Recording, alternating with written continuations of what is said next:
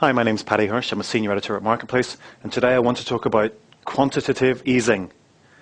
It's a difficult one, isn't it? Difficult to say, difficult to spell too. Let me write it up on the board first. Quantitative easing. Okay, bear with me.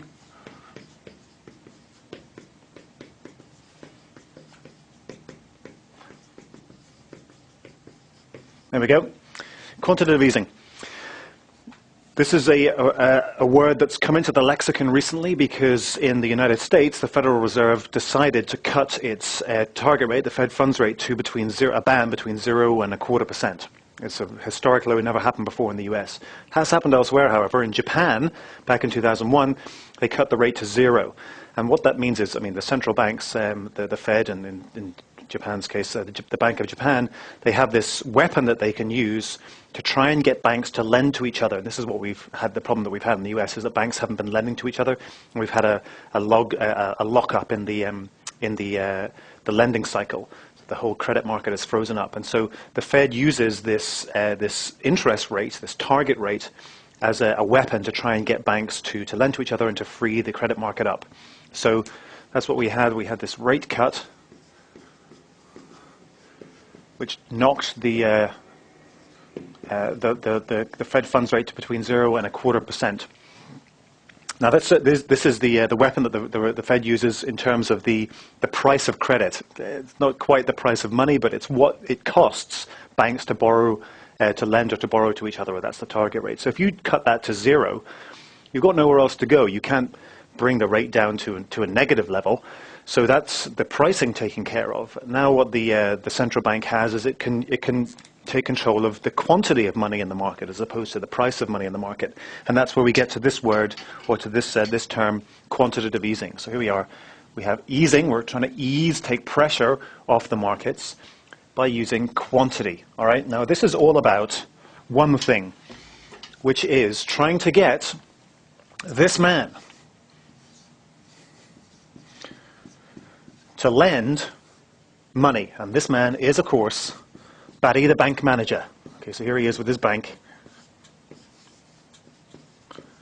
And the whole mission of what the Fed has been doing with its rate cuts and now its quantitative easing is to try and get this guy, this bank manager, to lend money.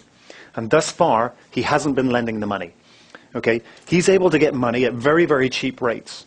But what he's doing is instead of taking that money and lending it to all of these poor business people out here who desperately need money, whether it be, General Motors or General Electric or, the general contractor down the road, these guys can't get money because this chap here, the bank manager, will not pass on this cheap money that he's getting to these people, to the men in the street, to the companies in the street that need it to expand their operations, to buy other companies, to do whatever it is to expand, to grow. He will not let that happen because this guy, Paddy the bank manager, will not lend. And the reason he won't lend is because he is scared that he is not going to get his money back.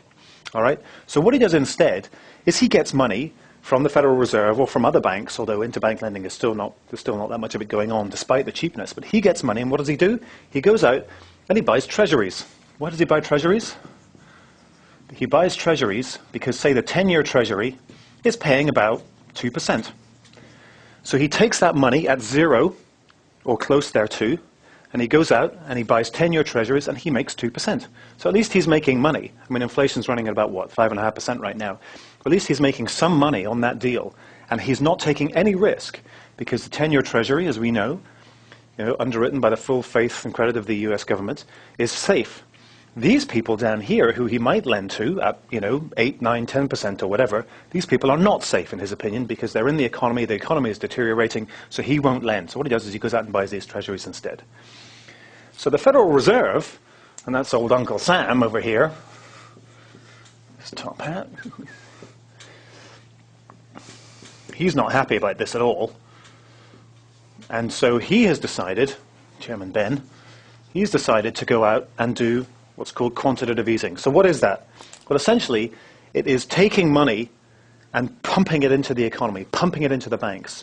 And the way that it does that is it goes out and it buys assets from the banks themselves. Because the other problem with Mr. Barry, the bank manager, is that in his bank, and in a bunch of other banks, of course, he's got a bunch of dodgy securities, whether it be, mortgage-backed securities or CDOs or collateralized loan obligations or bad loans to bankrupt companies, whatever it may be. He's got a lot of toxic assets in there. So the Treasury is saying, well, I'll come in and I will buy those assets from you and therefore put money into your account. So Uncle Sam, says, I'll take money, I'll basically create money, and I will give it to you, and in return, you give me your bad securities. All right? So that's the first thing it does. This quantitative easing of creating this money takes the pressure off the banks by buying these bad securities. The second thing that Uncle Sam does is he says, I'm going to go out and I'm going to buy these treasuries in the market. The reason he wants to do that is because the more demand that he creates for these treasuries, the lower the yield becomes. All right? And if the yield goes down, it means there's less incentive for Mr. Barry, the bank manager, to buy those bonds, because he's not going to be making any money on the bonds. The yield drops to close to zero. Well, Mr. Barry is now making zero money on his investments. So what does that do? It forces him to look elsewhere. And the hope is it will force him to look into the wider market, into the wider economy, to find good companies to invest his money in. All right? Say he asks for, 5% or 8% or whatever it is. But the hope is that by taking the pressure off the bank, Mr. Barry, the bank manager, by buying his asset-backed securities or his bad securities, and by reducing his incentive to buy treasuries, and therefore closing that part of the market, it is increasing the likelihood that Mr. Barry will go out and invest in the wider market and invest in companies that are able to make him money by just through normal, regular business loans. And that's what quantitative easing is called. The problem, of course, is if quantitative easing doesn't work, it means that Uncle Sam, or Bernanke, has pumped vast amounts of money into the system, which devalues the dollar. Now, of course, that has an upside. Devaluing the dollar means that it's cheaper for people to buy from us, so they may come and buy more of our goods, which may invigorate the economy. But if you devalue the dollar too much, then suddenly nobody wants dollars. People start selling the dollar crazily, and you have a crash in the value of the currency. You've got a real problem then that's going to leave everybody very badly needing a drink.